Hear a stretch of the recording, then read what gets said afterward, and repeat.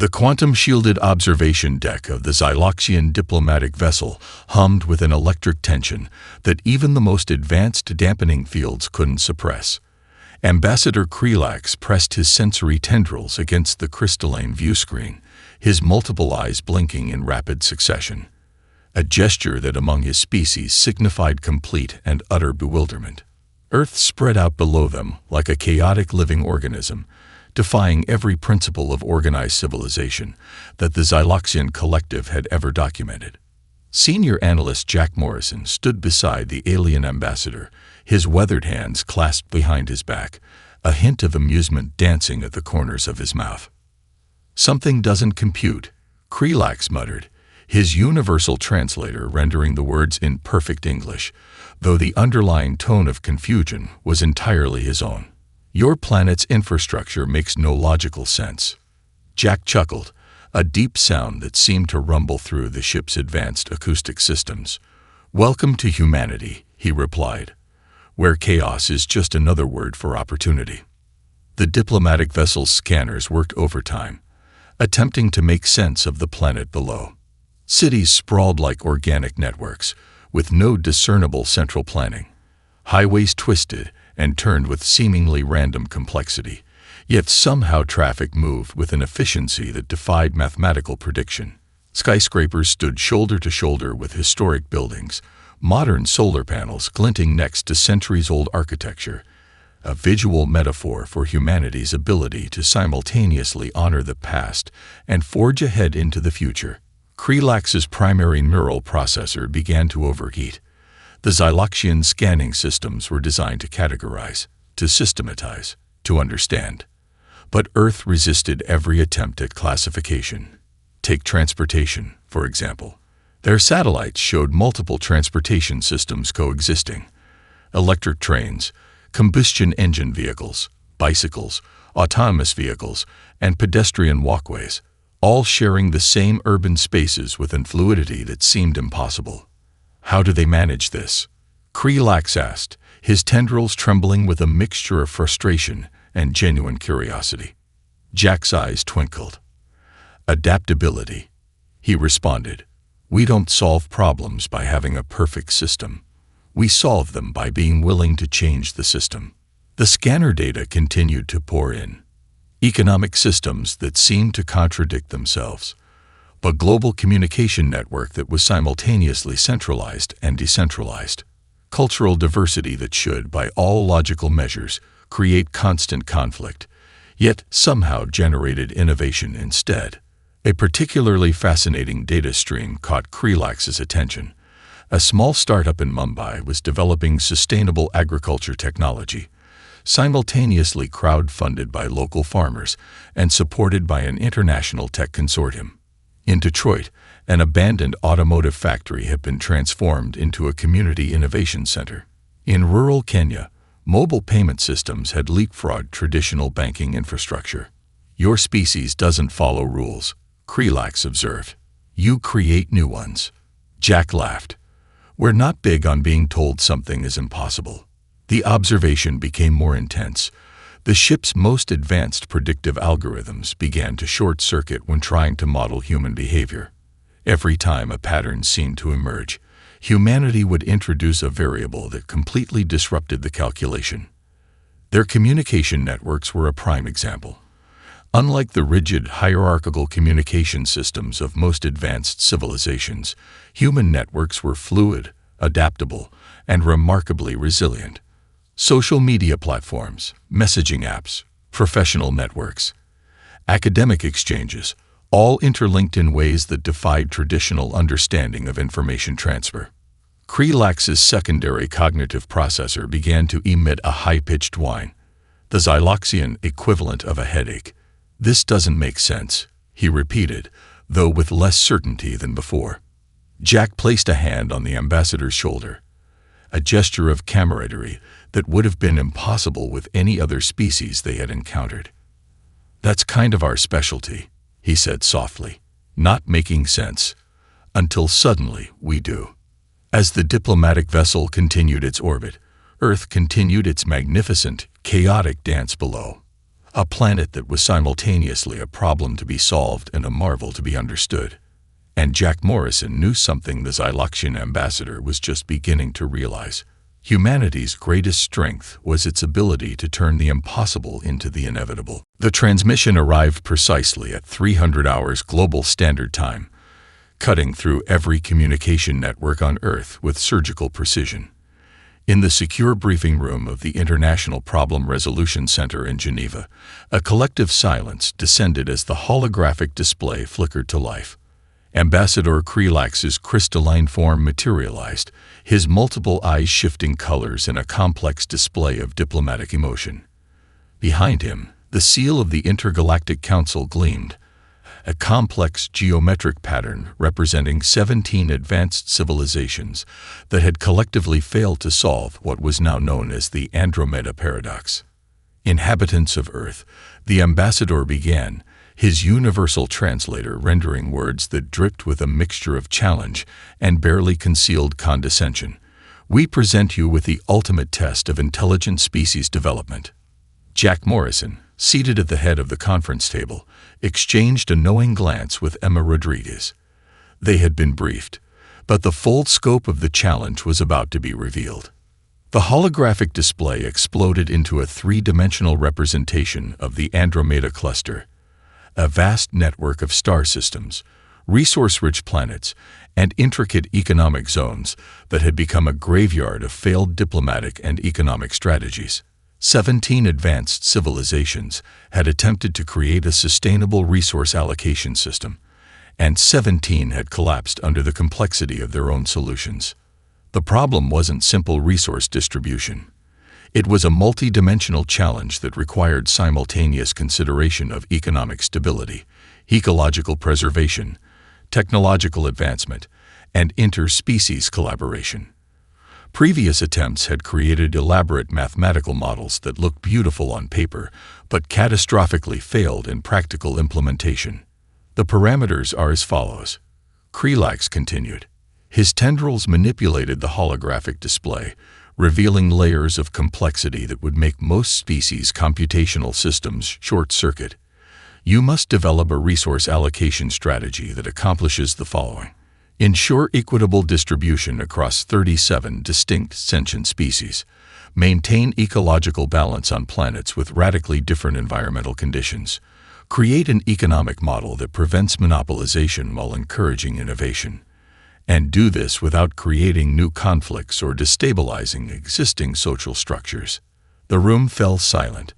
Emma Rodriguez leaned forward, her fingers already dancing across a holographic interface, pulling up preliminary data. Michael Chen's eyes narrowed, the quantum physicist's mind already breaking down the problem into its most fundamental components. Impossible, muttered Dr. Catherine Williams, the team's lead economic strategist. But there was a glint in her eye that suggested she was already seeing potential approaches. Ryan Thompson, the team's strategic coordinator, remained perfectly still. His years of military and systems planning had taught him that impossible was just a challenge waiting to be reimagined. Krelax continued, seemingly unaware of the human team's internal dynamics. 17 civilizations have failed. Mathematical models developed by the most advanced computational systems have collapsed. Your species is young, technologically limited, and culturally fractured. We do not expect success. We expect a demonstration of your fundamental limitations. Jack Morrison's smile was slow and dangerous. Challenge accepted, he said softly. The transmission included a comprehensive data package, petabytes of information detailing previous attempts, planetary conditions, species requirements, and the intricate web of economic and ecological constraints. It was a puzzle that had defeated civilizations thousands of years more advanced than humanity. To the Xyloxians, it was a moment of diplomatic theater. They were certain of humanity's failure, confident that this would prove their species' intellectual superiority.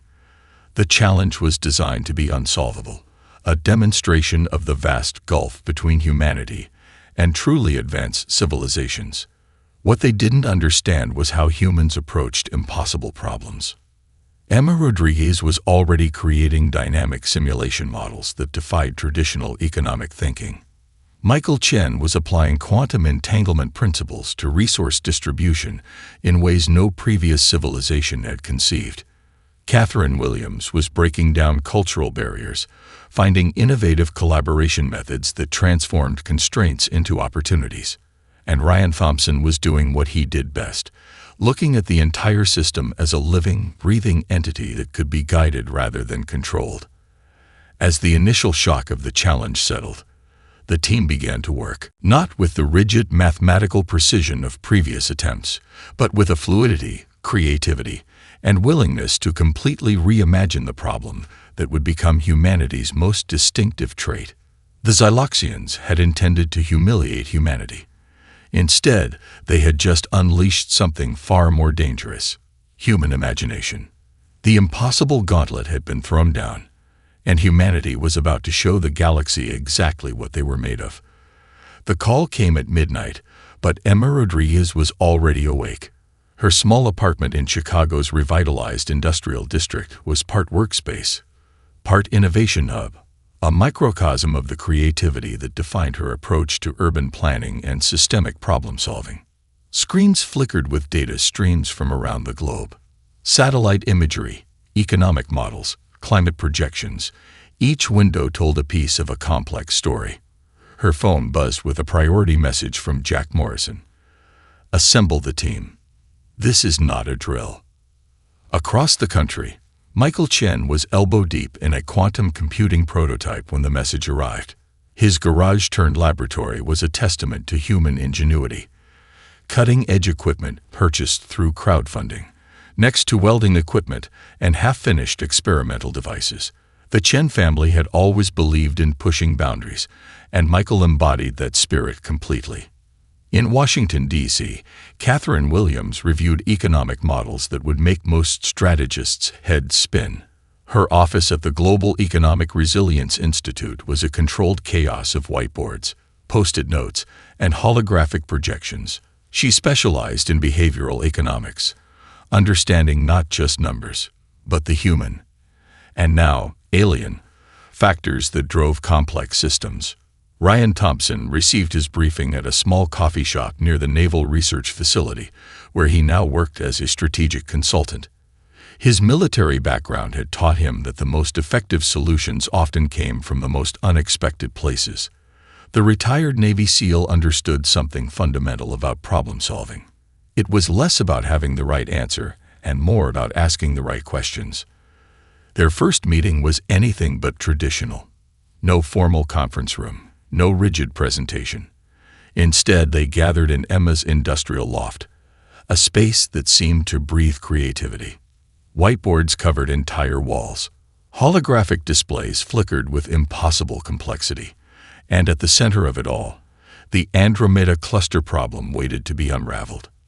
"This isn't just a resource allocation problem," Emma began, her fingers dancing across a holographic interface. Layers of planetary data, economic systems, and ecological constraints began to take shape. This is a living system, and living systems can't be solved. They can only be understood. Michael Chen approached the problem from a quantum perspective. Traditional models assume linear causality, he explained, manipulating holographic representations of quantum entanglement. But what if we treat resource allocation like a quantum system, where potential states exist simultaneously until observed? Catherine Williams brought the human element. Every previous attempt treated this as a purely mathematical problem, she argued. But economics is about behavior, about cultural understanding, about the invisible connections between seemingly unrelated factors. Ryan Thompson listened, his strategic mind already seeing the connections. "We're not going to solve this by being smarter," he said quietly. "We're going to solve this by being different." Their approach defied every principle of traditional problem-solving. They didn't create a single unified model. Instead, they created a living, adaptive framework, a system that could learn, adjust, and evolve in real time. Emma mapped out ecological and social connections with the precision of a master urban planner. Her work revealed how resource distribution was less about mathematical optimization and more about understanding complex interconnected systems. Michael applied quantum principles that suggested resources could exist in multiple states simultaneously. His models introduced a level of flexibility that previous civilizations had never conceived, treating resources as potential rather than fixed quantities. Catherine developed economic models that considered cultural diversity as a strength rather than a complication. She mapped out how different species' economic behaviors could actually complement rather than conflict with each other. Ryan provided the strategic overlay, understanding how to guide a complex system rather than attempt to control it completely. The Xyloxian observation team watched in absolute bewilderment. Their most advanced predictive algorithms couldn't make sense of the human team's approach. It wasn't just unconventional. It was fundamentally alien in its thinking. As the first draft of their solution began to take shape, Jack Morrison watched from the sidelines with a knowing smile. The Xyloxians had presented humanity with an impossible challenge. They were about to learn that impossible was just a word humans used before they changed the rules. The dream team of chaos was ready, and the galaxy would never be the same. The Xyloxian observation team watched in growing horror and fascination as the human problem-solving session unfolded. What they witnessed defied every principle of logical analysis they had ever known. The conference room looked more like an artist's studio than a strategic planning center. Walls covered in multicolored post-it notes created a visual landscape of interconnected ideas. Holographic displays flickered with quantum probability models that seemed to dance and reshape themselves. Whiteboards were a maze of diagrams, mathematical equations, and what could only be described as creative doodles. Emma Rodriguez stood at the center of the chaos, her hands moving rapidly between digital interfaces and physical whiteboards. She was drawing connections that no computer had ever conceived, linking urban planning principles to interstellar resource distribution with a fluidity that made the Xyloxian algorithms short-circuit. "Look," she said, pointing to a complex diagram that looked more like an abstract painting than a problem-solving model.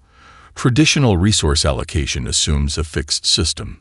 But what if we treat it like a living, breathing ecosystem?" Michael Chen approached the problem from a completely different angle. His quantum computing background allowed him to see potential states that other scientists would have dismissed as impossible.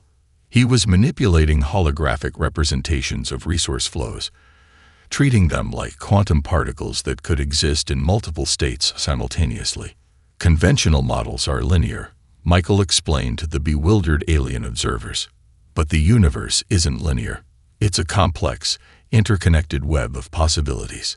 Catherine Williams added the human behavioral component. She had developed a series of adaptive economic models that considered cultural diversity, psychological motivation, and social dynamics as critical variables. Where previous attempts had treated different species as static entities, she introduced flexibility, showing how cultural differences could become strengths rather than obstacles. Ryan Thompson provided the strategic oversight.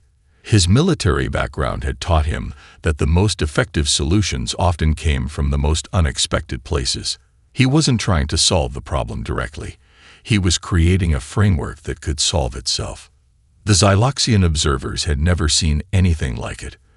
Their own problem-solving approaches were rigid, mathematical, and entirely predictable.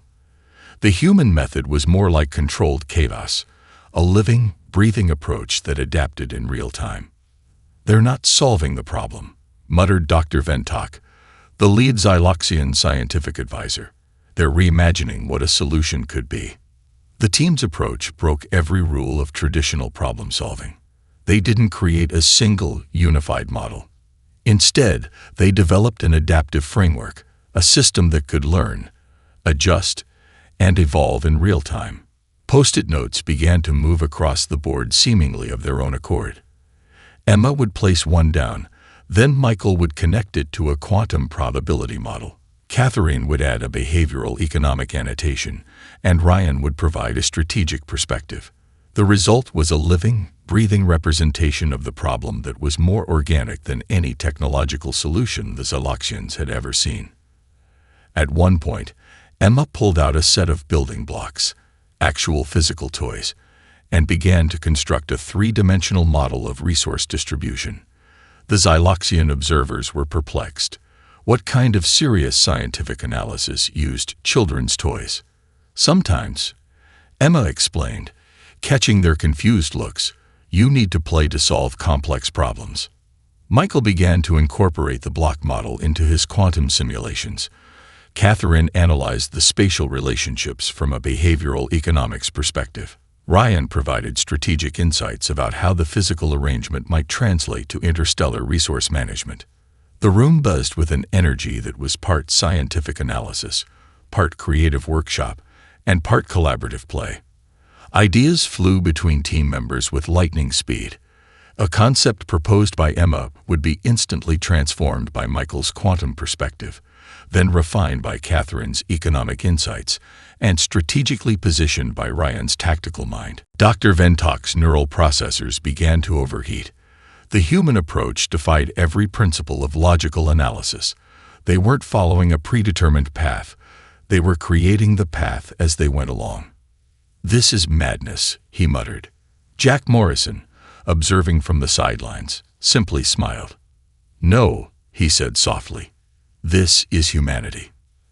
As the day progressed, the seemingly random collection of ideas began to coalesce into something extraordinary.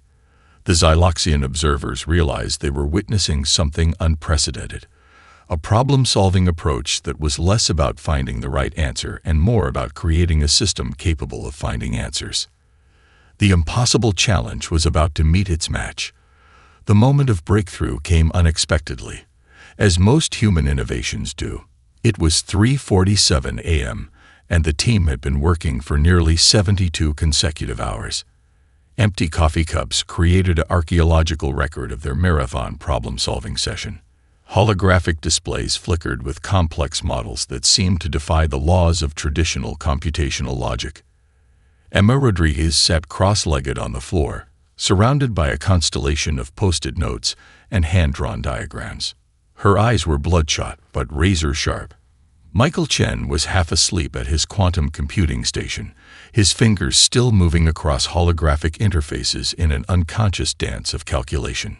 Catherine Williams stood at the whiteboard, her economic models transforming from rigid structures to fluid living systems. Ryan Thompson was the first to see it. "Wait," he said softly, his voice cutting through the ambient noise of computing systems and humming electronics. "Stop everything."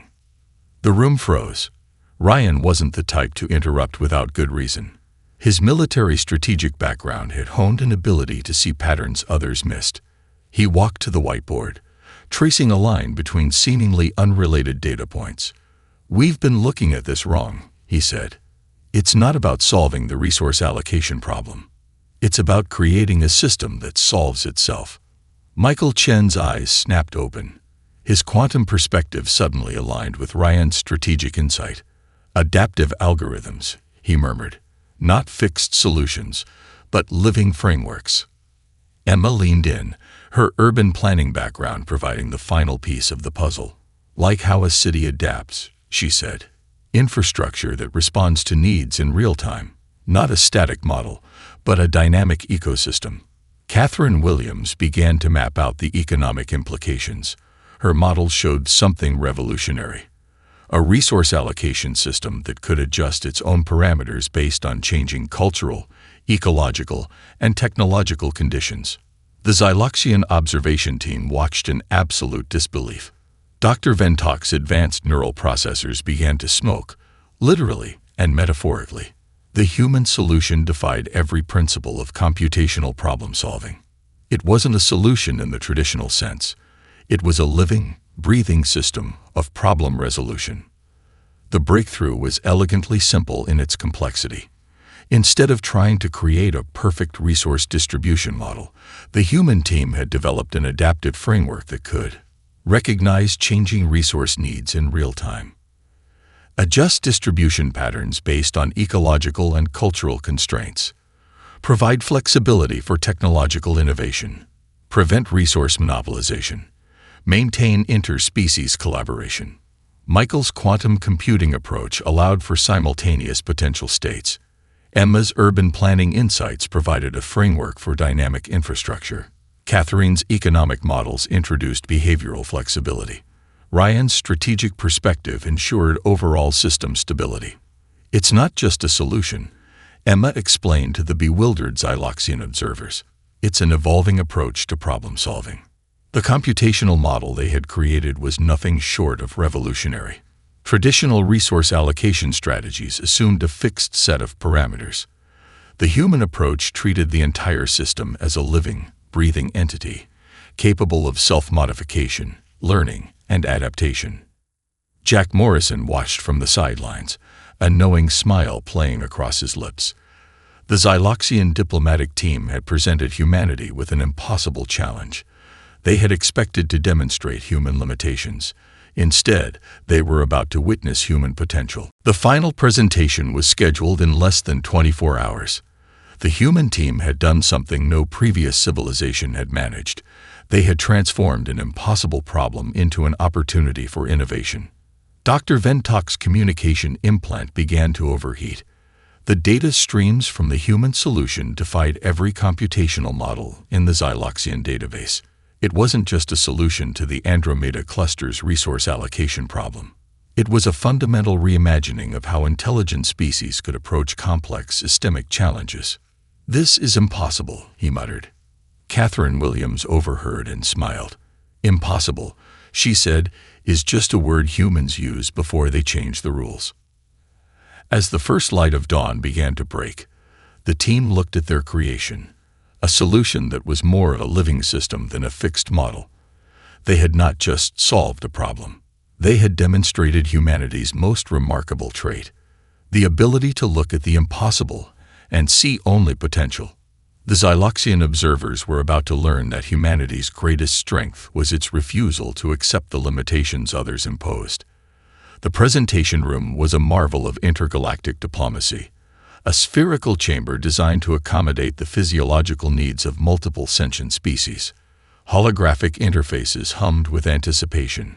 Representatives from 17 advanced civilizations watched with a mixture of skepticism and barely concealed condescension. Ambassador Krelax sat at the center of the diplomatic council, his crystalline form shifting colors in a complex display of emotional states. The Xyloxian delegation had been certain of humanity's impending failure. They had meticulously documented every previous attempt to solve the Andromeda cluster's resource allocation problem, each one ending in spectacular collapse. Emma Rodriguez stepped forward first. Her presentation was nothing like the rigid mathematical approaches the council expected. Instead, she began with a story, a narrative about a small community in Brazil that had transformed a failing urban ecosystem into a thriving, adaptive infrastructure. "Problems aren't solved by equations," she said, her voice calm and steady. "They're solved by understanding the living systems that create them." Michael Chen followed, his quantum computing presentation defying every principle of traditional computational analysis. Where previous models had used fixed algorithms, Michael demonstrated a framework that treated resource allocation like a quantum system, existing in multiple potential states simultaneously. Catherine Williams delivered the economic component. Her presentation shattered every conventional understanding of interspecies economic interaction. She didn't present a model. She presented a living, breathing ecosystem of economic potential. Ryan Thompson provided the strategic overlay, a framework that showed how the solution could adapt, learn, and evolve in real time. The diplomatic chamber fell into a stunned silence. Dr. Ventok's neural processors began to overheat. The human solution wasn't just different, it was fundamentally alien in its approach. Where previous civilizations had created rigid, mathematically perfect models, the humans had created a living system of problem resolution. Ambassador Krelax's sensory tendrils began to tremor, the Xyloxian equivalent of complete cognitive dissonance. The presentation revealed a solution that was more of an ecosystem than a fixed model. It could adapt to changing resource needs in real time, prevent resource monopolization, encourage interspecies collaboration, Maintain ecological balance. Support technological innovation. This isn't a solution, muttered one of the senior diplomatic advisors. This is chaos. Jack Morrison, observing from the sidelines, smiled. Precisely, he whispered. The human team had done something unprecedented. They had transformed an impossible challenge into an opportunity for collective growth. Their solution wasn't about controlling resources. It was about creating a system that could manage itself. The most advanced computational systems of the 17 civilizations began to analyze the presentation. Predictive models crashed. Advanced neural networks short-circuited. The human approach was so fundamentally different that it broke existing computational paradigms. Catherine Williams watched the systems struggle. Our solution isn't about being perfect, she explained to the bewildered observers. It's about being adaptable. Dr. Ventock's communication implant began to emit a high-pitched whine. The data streams from the human solution defied every computational model in the Xyloxian database. It wasn't just a solution to the Andromeda Cluster's resource allocation problem. It was a fundamental reimagining of how intelligent species could approach complex systemic challenges. Ambassador Krelax struggled to process what he was witnessing. The humans had not just solved the problem. They had completely redefined the nature of the problem itself. The diplomatic chamber became a theater of controlled chaos. Representatives from different species began to realize that they were witnessing something extraordinary. This wasn't just a solution to a resource allocation problem. This was a fundamental shift in understanding systemic complexity. Ryan Thompson's strategic perspective became clear. The solution wasn't about controlling every variable. It was about creating a framework flexible enough to manage unpredictability. Perfection is rigid, Emma Rodriguez said, responding to a challenge from one of the senior diplomatic advisors. Adaptation is strength. As the presentation concluded, the diplomatic chamber was transformed. The 17 advanced civilizations that had failed to solve the problem now looked at humanity with a mixture of confusion, respect, and genuine fear. The Xyloxian delegation had intended to humiliate humanity. Instead, they had unleashed something far more dangerous, a completely new way of thinking about complex systemic challenges. Ambassador Krelax's final thought was both a revelation and a warning. Humanity was not just another young species. They were something entirely different. A civilization that didn't just solve problems, but fundamentally reimagined what a solution could be. The news spread faster than quantum communication networks could track. Within hours of the presentation, every advanced civilization in the known galaxy was analyzing the human solution to the Andromeda Cluster resource allocation problem.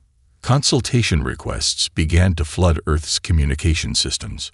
What had started as a single diplomatic challenge was rapidly transforming into something much larger, a fundamental reimagining of systemic problem-solving. The first official request came from the Kepler Confederation, a coalition of 6 advanced aquatic civilizations known for their rigid computational approaches. Their diplomatic transmission arrived with a level of humility that would have been unimaginable just days earlier. "We require your perspective," the transmission read. "Not your technology. Your approach." Emma Rodriguez found herself in back-to-back holographic conferences, where previous diplomatic interactions had been formal and structured. These new conversations were dynamic, fluid, almost conversational. She wasn't presenting solutions. She was teaching a fundamentally different way of thinking. Michael Chen's Quantum Research Lab became an unexpected diplomatic hub. Scientific delegations from across the galaxy sought to understand how human scientists approached complex systemic challenges. His work on adaptive computational models became the new standard of interdisciplinary research. Catherine Williams was invited to reconstruct economic models for civilizations that had been economically stagnant for centuries. Her approach wasn't about imposing a fixed system, but creating frameworks that could evolve and adapt. Ryan Thompson began consulting with strategic planning committees from multiple civilizations. His military background and systems thinking provided a new perspective on conflict resolution and resource management. The human team had done something unprecedented. They hadn't just solved a problem. They had introduced an entirely new paradigm of thinking. Jack Morrison watched the developments with a mixture of pride and strategic calculation. The diplomatic landscape was changing rapidly. Humanity was no longer seen as a young, inexperienced species. They were now viewed as innovative problem solvers with a unique approach to complex challenges. Scientific journals across the galaxy began publishing analyses of the human solution. Where previous academic approaches had been rigid and compartmentalized, researchers now sought interdisciplinary understanding. Urban planning theories were being applied to quantum computing.